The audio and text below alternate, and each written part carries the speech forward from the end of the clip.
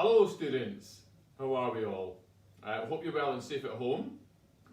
Today I'm going to try our little first video for online learning.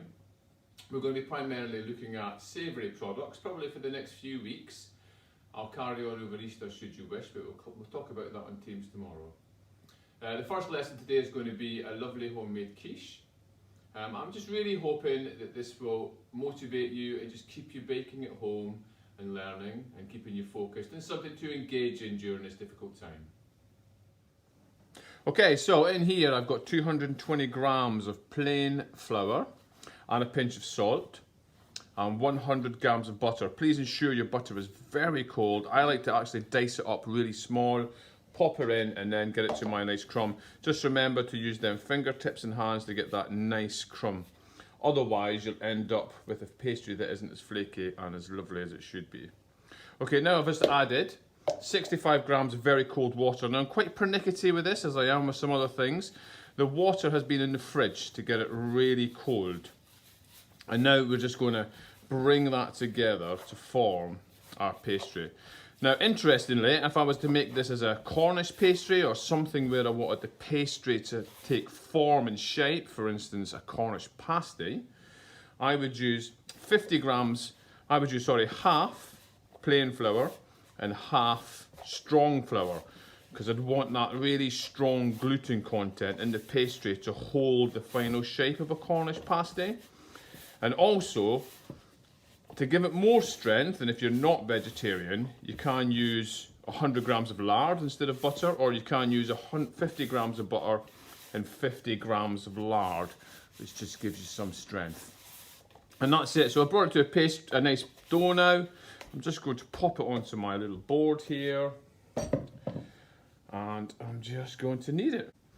Okay, so that's basically my pastry done. I'm now going to pop it in the fridge, as always, to rest. And just as a hint, please, I will be asking, there'll be a quiz based on this for why we rest, the addition of the strong flour, the purpose of that. So please make sure you do watch this video and hopefully make it at home.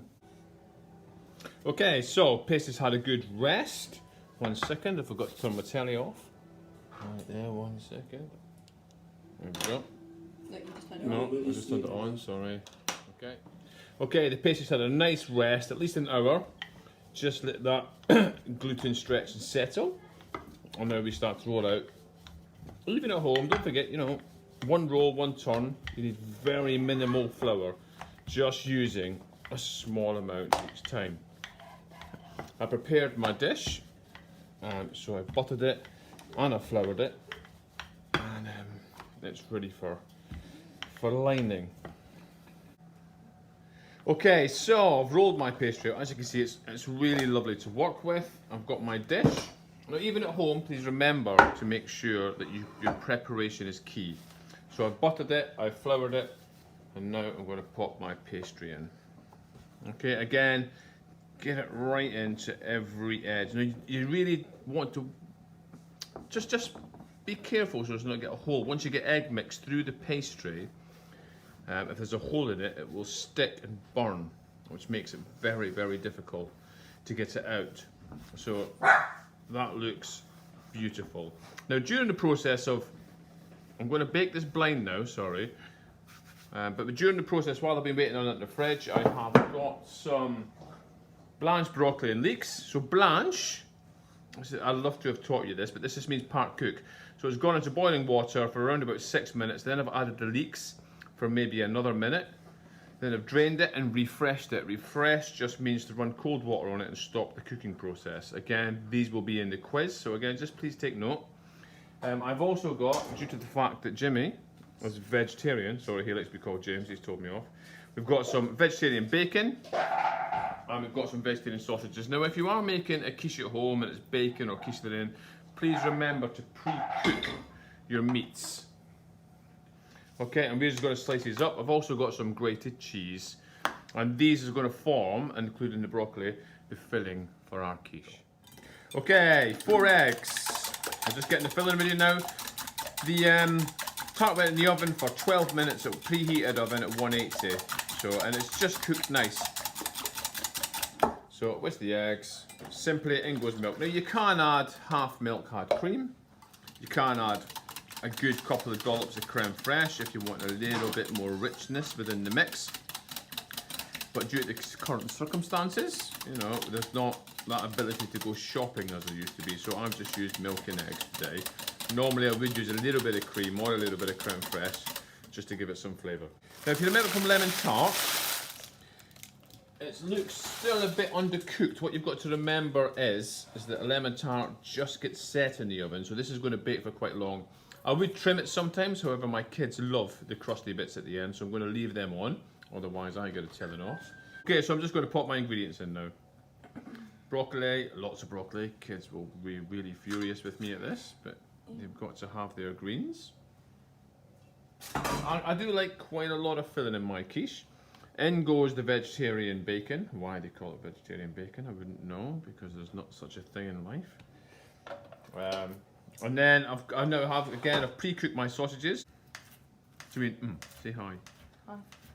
Daddy left out the bacon. Okay, I'll put in a little bit of the vegetarian sausage. This is smoked sweet potato sausage, and actually it's really quite nice. Cheese, and then a little bit of salt. Okay, a little bit of salt and some black pepper.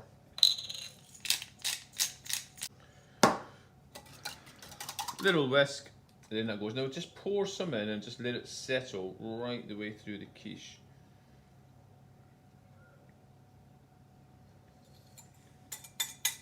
That should hopefully be, oops, daisy, that should hopefully be just enough. And then a little pat down just to get that filling in there. And this is going to go into, I'm going to turn the oven down to 160. I don't like to cook it too high because I think it burns the top before it's cooked fully. And the eggs have set. Now during our quiz, we will be looking at coagulation. So just make sure that we just pay a little sense on that. If you do make this at home or if you watch the video, what is happening to the eggs? Why does it set? How does it set? Because they are the really important points for you to remember. Okay, a little accompaniment to the quiche, just in case you were interested. I've cut some potatoes into nice wedges. And I'm going to do some sweet potato also. I have scrubbed these. Give them a good scrub so they're nice and clean. I like to leave the skins on. I like the fibre content. Keeps you regular, as they say. And that goes. Okay, a little bit of olive oil.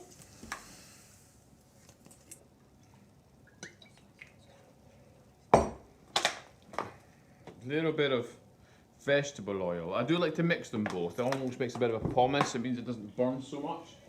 And then we like to add a little bit of soy sauce. Okay, in goes that, and then some garlic puree. I would use normal garlic, but for some bizarre reason, my wife refuses to purchase it. A good mix.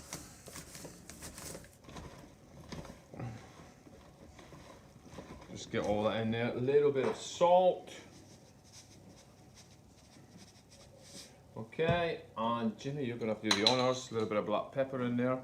Switch it in quickly, please, son. And it's so important, you know, and vegetables are so forgotten. They're almost like, they're not considered the main part of the meal, but if you love your vegetables, it makes such a difference. So a really good mix with that. Onto my roasting tray, get all the oils in there. And I'm going to pop that in the oven also. Okay, so here is the finished quiche, approximately 30 minutes after baking. Now, as you can see here, I put mozzarella on half. That was about 15 minutes after cooking, and some Stilton in there. Stilton is for me and the wife, and the mozzarella is for the kids because they will not eat Stilton cheese. So I'm going to now just, hopefully, pop a portion out. There we go. Now then, we put some salad. We're going to have salad this evening. So a couple of bits of tomato. My daughter loves avocado. So a little bit of avocado. She won't eat the red onion, that's for my son. A little bit of cucumber. And I'm just going to pop the wedges in.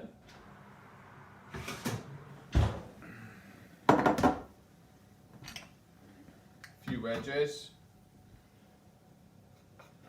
A little mix of the sweet and the potato. And then there is our wedge of quiche.